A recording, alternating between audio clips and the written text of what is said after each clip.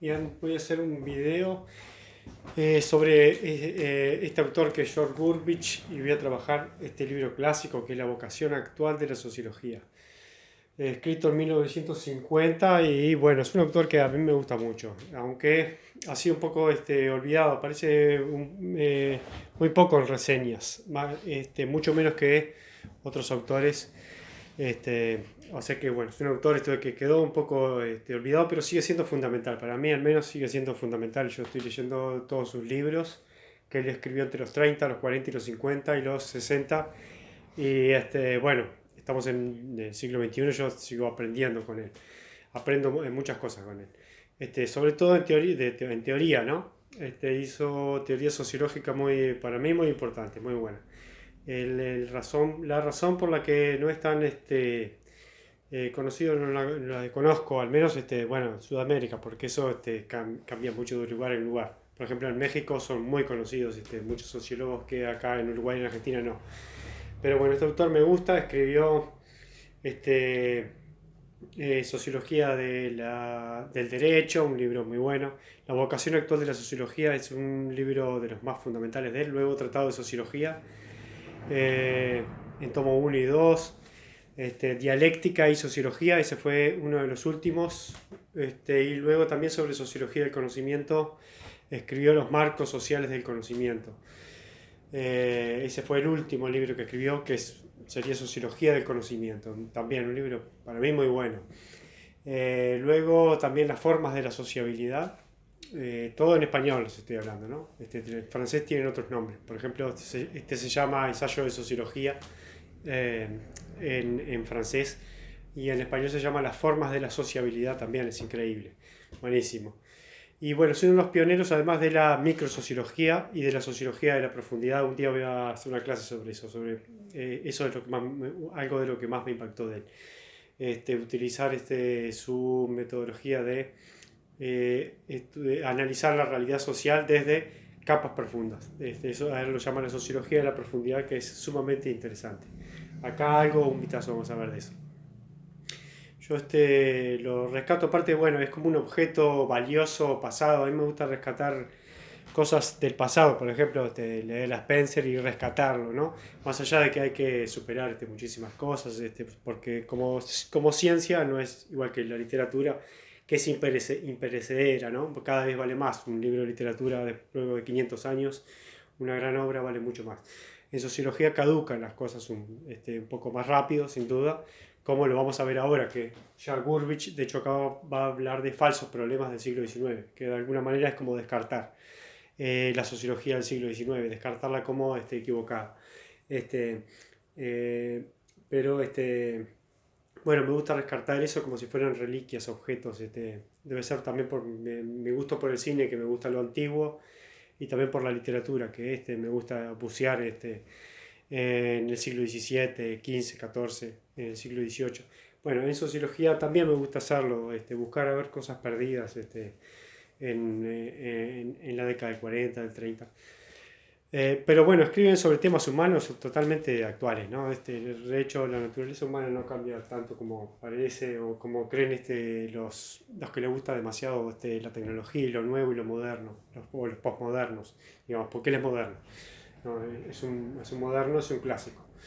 Bueno, Burbidge hice una introducción, vamos a escribirlo dentro de la escuela que él acuñó, que es el hiperimpirismo dialéctico, medio extraño, quizás por eso haya sido un poco olvidado, por no estar ni de un lado ni del otro, porque el empirismo con la dialéctica junta, no lo leyeron ni los dialécticos ni los críticos, ni lo leyeron los positivistas o los cientificistas o los empiristas, por este tipo de cosas, ¿no? Pero bueno, une dialéctica y empirismo. Y luego también otra de la escuela que lo caracteriza a George Burbidge es la dialéctica empírico-realista, que también me interesa bastante. O sea que bueno, es un realista, y eso lo hace entonces un cientificista, de alguna manera. Aunque no un positivista, claro está, pero sí un cientificista, al menos cree que la sociología es una ciencia y que puede descubrir verdades. Pero igualmente va a atacar los presupuestos del positivismo, algunos, ¿no? sobre todo los del siglo XIX. Así que miren, en este capítulo, en este libro que está excelente, excelente, me voy a detener en el capítulo 2, que es los falsos problemas de la sociología del siglo XIX, o sea, los pseudo problemas, ¿no?, que planteó la sociología del siglo XIX, pero que son interesantes porque todavía nos acompañan y de hecho, si hacemos caso a Sorokin, por ejemplo, que cree que el tiempo es cíclico, pues no es lineal, es cíclico, podemos volver a estas teorías. Quizás ya estemos en el siglo XXI, quizás volvamos al siglo XIX, ¿por qué no? Pero para entender esto, porque todavía no tenemos incorporados muchas de estas ideas. Bueno, pero la sociología planteó falsos problemas en el siglo XIX y le dio a esos falsos problemas soluciones dogmáticas, dice Gurvich. Por eso Gurvich es un empírico realista. Esto es para evitar el dogmatismo, cualquier dogmatismo idealista. Él cree que la solución es la dialéctica empírica realista. O sea, ver en la realidad si realmente esos hechos ocurren. Entonces eso hace que no tomemos soluciones dogmáticas e idealistas. Vamos a decir que los 6 problemas fundamentales de la sociología del siglo XIX, o los falsos problemas o los pseudos problemas, son: 1, la filosofía de la historia.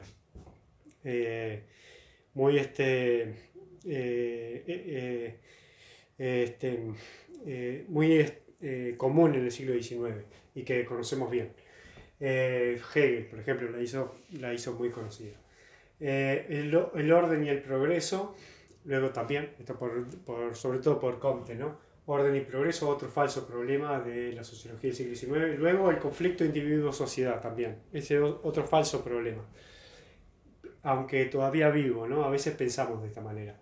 Él nos va a poner una solución que es para seguir pensándola como conflicto, pero ya no entre individuo y sociedad. Luego otro falso problema es la falsa alternativa entre psicología o sociología. Si la sociología determina los individuos o la psicología determina toda la sociología. También otro falso problema que existió en el siglo XIX y se discutió mucho.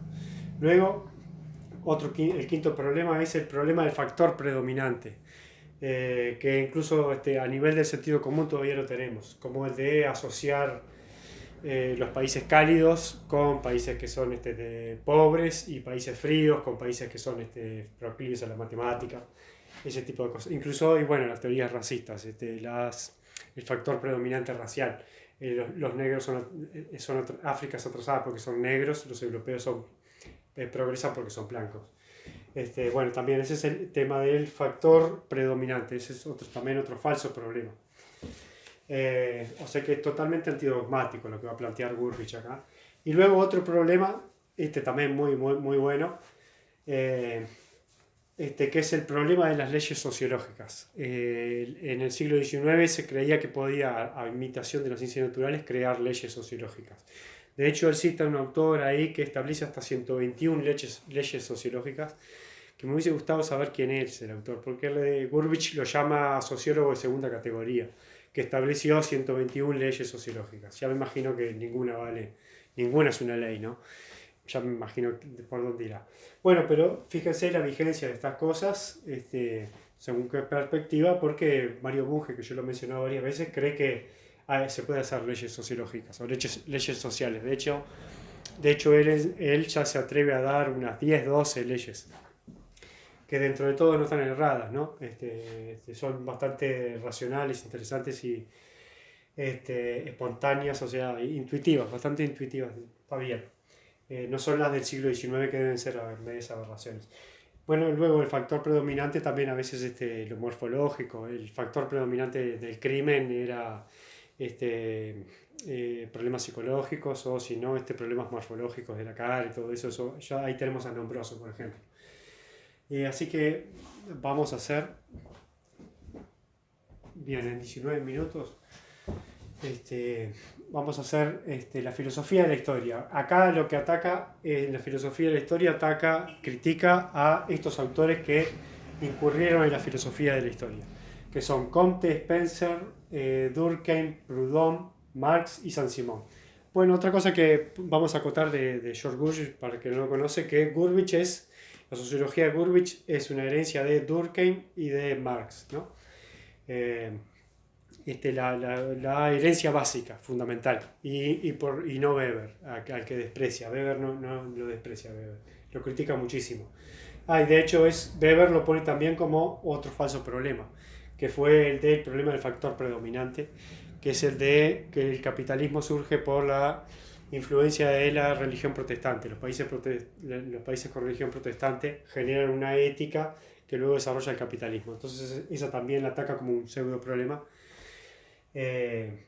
o como un falso problema, porque incurre en el problema del factor predominante. Bueno, o sea, Marx utiliza muchísimo a Marx y a Durkheim. Y también a Proudhon. Le gusta mucho Proudhon, Saint-Simon, Marx, Durkheim. Esos son los 4 autores, diría yo, que lo formaron. Y de hecho tiene un libro muy interesante que es Proudhon y Saint-Simon, los fundadores de la sociología francesa. Y luego, bueno, otro libro también, un estudio interesantísimo de Marx. Y Marx lo cita continuamente está recurriendo, piensa como Marx. Aunque él no sea políticamente un marxista, teóricamente sí, lo adopta y le saca un gran provecho al marxismo. Bueno, pero la filosofía de la historia, igualmente Marx lo encaja o lo pone como un falso problema, el haber planteado un fin de la historia, o que la historia se desarrollaba hasta que llegaba la sociedad comunista. Proudhon hizo lo mismo, que era la historia de la evolución histórica era hasta llegar al final de la democracia industrial o el humanismo con el hombre prometeico también, hace lo mismo. Luego Spencer también establece que la historia del hombre es la historia hasta la evolución de la libertad, llegar hasta la libertad final. Saint-Simon hizo lo mismo, filosofía de la historia, y Comte, que quería eliminar la filosofía de la historia y fundar la sociología como ciencia, no lo logró hacer y hizo filosofía de la historia al decir que vivíamos en 3 estados y uno es el final, que es el estado científico positivo, que también no existe hoy día, ¿no? No podemos decir que vivimos en el estado positivo científico y superamos el teológico y el filosófico. Eso es también una filosofía de la historia. ¿Por qué son filosofías de la historia? Bueno, porque plantean, ya parten de un a priori dogmático, que es considerar que hay un movimiento de la sociedad que va camino hacia un ideal final. Luego otro filósofo de la historia que planteó también este segundo problema es Hegel, ¿no? También, que el final era el final de la idea y la conquista de la razón mediante la libertad que se expresaba en el Estado. Bueno, eso es también otra filosofía de la historia dogmática e idealista. Y es un falso problema también del siglo XIX, aunque no menciona Hegel. Luego también en la filosofía de la historia propone un desarrollo unilateral de la sociedad, o sea, una teoría evolucionista, también que no se corrobora empíricamente. Empíricamente el mundo retrocede, avanza, podemos ver que tenemos que considerar qué es retroceder, qué es avanzar. Entonces, bueno, no hay un desarrollo unilateral de la sociedad que debamos cumplir, ¿no? Y luego la filosofía de la historia incurre en el monismo sociedad, considerar que existe una sociedad y que esa sociedad va hacia la conquista de una democracia industrial, por decir Durkheim, o va hacia una sociedad comunista. Eso es un monismo del término sociedad, que se coloca de una manera abstracta, idealista, como una entelequia que nos impide pensar la realidad, porque en la realidad, dice Gurvich, no hay sociedad sino sociedades múltiples, ¿no? Hay conflictos, por eso es dialéctico. Hay conflictos, antagonismo, cooperación, existe todo eso, y las sociedades, bueno, son múltiples, hay muchas sociedades. Hay sociedades teológicas, teológicas tolerantes, democracias liberales, hay totalitarismos, regímenes políticos de todo tipo, politeísmo, ateísmo. Hay muchas sociedades y siempre las va a haber, digamos, siempre las va a haber en la realidad. Sí. Entonces, bueno, la filosofía de la historia es la descarta como una solución dogmática a un falso problema en el siglo XIX. Luego el del orden y progreso, muy criticado por por la teoría crítica, ¿no? Pero ya estamos habituados por el impacto que ha tenido la teoría crítica en Sudamérica, al menos en Uruguay y Argentina, ya la crítica al orden y al progreso. Bueno, él también considera que esto es un falso problema. En el orden coloca a de Bonald, de Mestre, perdón por mi francés, que es un reaccionario, y luego Frédéric Leplay. Son tres autores que destacan el orden, hacen una sociología que destaca el orden, como que lo fundamental en la vida, en la realidad, sería el orden, que también sería un a priori dogmático, porque lo que es orden para uno puede ser explotación para otros. A su vez no hay realmente algo que debe ser un orden. Podríamos considerar que algo que es ordenado es desordenado para otros. En fin, entonces no hay una... Pero claro, ellos están imbuidos en una ideología conservadora. Por eso destacan el orden, sobre todo ante el avance de los movimientos obreros y marxistas y revolucionarios. Ellos son contrarrevolucionarios. De Bonald, Demetre y Leplay. Demetre es el mejor de todos, es uno de los más grandes escritores del pensamiento reaccionario. Y luego la otra opción, la otra línea es el progreso, propuesto por autores que no son reaccionarios ni conservadores ni hablan del orden, que son Montesquieu, Condorcet, Proudhon, Marx, Comte y Saint-Simon. Todos ellos abogaron por el progreso, que también es un falso problema, dicen ellos. Y Comte es un representante de ambos, del orden y el progreso. Es un conservador y a su vez es un defensor del progreso. En filosofía positiva habla muchísimo de progreso. Estamos hablando de las obras de 1938, 39, y en una de las últimas, creo que ya es 1950, en política positiva, ahí rescata realmente el orden y es donde se ve lo más reaccionario de Comte. Bueno, dice que esta ideología o estas ideas de orden y progreso surgen por un origen ideológico, y utiliza Marx para esto, o sino como una derivación en el sentido de Pareto, que sería una derivación de un residuo reprimido. Entonces, bueno, la respuesta de estos teóricos es crear estas entelequias irreales o estos falsos problemas. Luego dice, las ataca Proudhon por ser abstracciones conceptuales simplistas, el orden y el progreso. Así que bueno, no podemos decir que hay un orden ni que hay un progreso en sí mismo. Deberíamos en todo caso definir qué es orden y poner algunos parámetros para decir esto es orden. Pero ya no como un orden suprarreal, ¿no? Ideal o que esté por encima de la realidad. Igual que la idea de progreso, que es muy similar a la filosofía de la historia, porque propone un desenvolvimiento humano que lleva al progreso, que es alcanzar la máxima racionalidad, por ejemplo. Bueno, esos son entonces falsos problemas del siglo XIX. Y el conflicto de individuo y sociedad también, para él es un falso problema. Dentro de los colectivistas coloca a Comte, Spencer, Tonis y Spam. Este autor lo quise leer, poco conocido, conseguí algún paper por ahí. Bueno, Tonis, sin duda, bueno, Comte. Luego los individualistas pone a Tarde, Giddens, Lester Ward y Franklin Giddens, Lester Ward y Stuart Mill. Ellos son los individualistas. Y bueno, como colectivista coloca a Spencer, porque Spencer cree que la sociedad es un organismo. Dentro de ese organismo cada individuo cumple una función. Por eso lo coloca como colectivista, porque por su ideología política en realidad sería un individualista, como son los liberales o los libertarios, ¿no?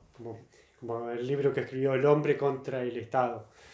Spencer en ese sentido es un individualista, pero en su visión de la realidad social es un colectivista al creer en el organismo social. Spencer no dice en ningún momento el individuo es el centro de la sociedad, sino que es primero el organismo y luego el individuo el que cumple las funciones dentro de ese organismo. Así que por eso pone Spencer allí. los contrarios a las teorías del individuo y de la sociedad son las teorías de la interacción, que el más famoso es Simmel, von Bise y Vierkant también. Y luego los durkheimianos también superan este conflicto individuo-sociedad. El individuo, dentro de los durkheimianos, hay varios autores para leer que son interesantes, que es Marcel Mauss, Maurice Holbach y Lucien Lévy-Bruhl, que escribió Mentalidad Primitiva, y también hay otro autor que se llama Foucault. Son todos los que, después que murió Durkheim, es la escuela durkheimiana, que es sumamente interesante para estudiar. Todo eso ya después de 1920, y son sumamente buenos los autores. Bueno, ellos superaron este individualismo, esta idea, falso problema de individuo y sociedad, al decir que el individuo participa de lo social y lo individual. El individuo participa de lo social incluso en las profundidades de su yo. Entonces el propio individuo, va a decir Durkheim, en el propio individuo ya está inscripta la sociedad. Un individuo ya es libre por tener inscripta en su propio yo ideales de libertad que estén en la sociedad. O está preso, puede tener en las profundidades de su yo ideas un poco reprimidas que también están en la sociedad. O sea que la sociedad está en las profundidades del yo y elimina entonces este conflicto, sino que no hay entonces un conflicto de la sociedad y el individuo, porque el yo, la persona, lo mental, ya está lo social, digamos, ya sentirse boliviano ya no es un conflicto. No es un conflicto individuo versus boliviano, sino que ya la persona, el individuo, ya tiene inscripto lo social, que es ser boliviano, y no siente ninguna opresión por eso. Ya está inscripto en él, entonces no existe ese conflicto. Entonces, ¿qué va a decir Durkheim y los durkheimianos, y también Gurvich, que lo suscribe, que la sociedad es inmanente al individuo, o sea que es inmanente, que es propia del individuo. La sociedad es inmanente al individuo y el individuo es inmanente a la sociedad. Una cosa y la otra están juntas. Lo que sí hay que plantear el problema, esto me parece interesante, es el conflicto no es entre individuo y sociedad, según Gurvich, sino entre el individuo y las estructuras superorganizadas o las organizaciones sociales. Ahí sí. Puede haber un conflicto y las estructuras superorganizadas, que puede ser el sistema político, el sistema de salud, el sistema de seguridad social, el sistema carcelario. Hay en ese sentido, sí, la institucionalidad o las superestructuras organizadas del campo literario, y el individuo tiene un conflicto contra esa estructura superorganizada. También las estructuras superorganizadas de la iglesia, y una persona puede tener también un conflicto contra esas superestructuras organizadas, pero ya no contra la sociedad. En este caso podemos citar el caso de un boliviano que no está en conflicto con la sociedad, o sea, con el ser boliviano, sino que está en conflicto quizás con algunas superestructuras que pueden ser superestructuras elitistas, de clase, por ejemplo, o partidarias también. Puede haber un conflicto entre el individuo y el partido mayoritario, algo así. En este caso sería conflicto individuo y estructuras políticas. Luego, una falsa alternativa, psicología y sociología. Ya se me va a acabar el video. Esto es similar al conflicto individuo y sociedad. Lo que va a plantear, bueno, entre el individuo y la sociedad, propone como ejemplos el suicidio. Que el suicidio no es individual, propio de un desorden mental, simplemente, sino que es social, como lo probó Durkheim y también Maurice Holbach, que hay razones sociales para suicidarse, o no, según no es el individuo, el suicidio nunca es puramente individual. En sociedades religiosas está prohibido suicidarse y realmente el individuo no se suicida. En sociedades ateas, el individuo tiene más probabilidad de suicidarse. Entonces ahí vemos cómo la sociedad influye en el individuo. Luego, bueno, el productor y consumidor también, esto es interesante, porque claro, uno como productor quiere vender caro, como consumidor quiere vender barato. Entonces, claro, no hay un conflicto entre, porque cumplimos dobles roles, ¿no? Si estamos en conflicto con la sociedad, estaríamos en conflicto como productores contra la sociedad, pero como consumidores no. O como consumidores en conflicto contra la sociedad, pero como productores no. Entonces, bueno, ahí plantea el tema.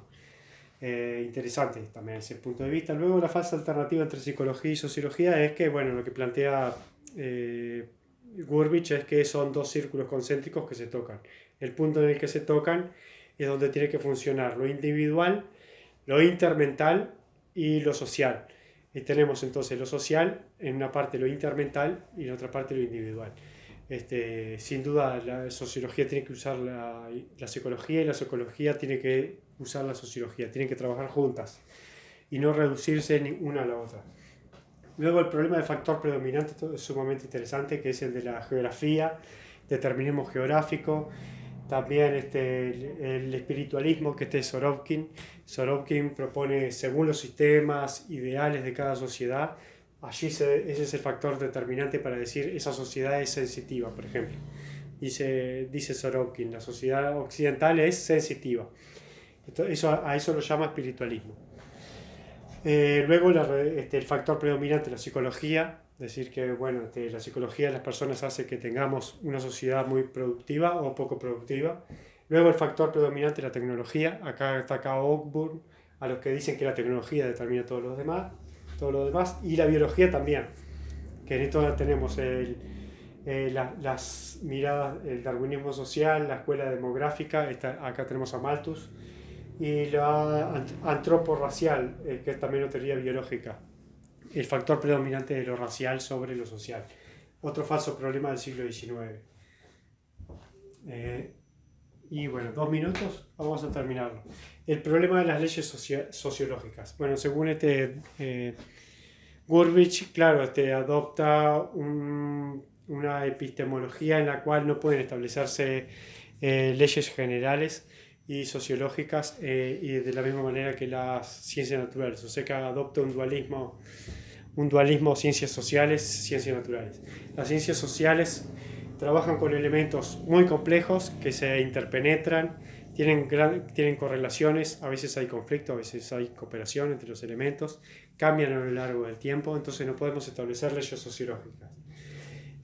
No hay leyes sociológicas, lo que sí podemos establecer son leyes de probabilidad en sociología, probabilidad de que acontezca algo según algunas condiciones, o si no la causalidad singular. Determinar que algún factor determinó otro, pero no una ley general. ¿No? No decir la falta de inversión en seguridad pública generó mayor producción de pasta base, drogas de mierda hasta que te parten la cabeza, en América Latina sobre todo, que son las que hay. Bueno, ahí podríamos establecer una causalidad singular, pero ya no una ley sociológica por la cual digamos que bajar el presupuesto de inseguridad produciría drogadicción de las peores y tráfico de drogas. Entonces, y bueno, otra cosa que tenemos que sustituir las leyes sociológicas es por las regularidades tendenciales. Y acá podemos volver a William Oakburn, que él justamente habló de tendencias sociales.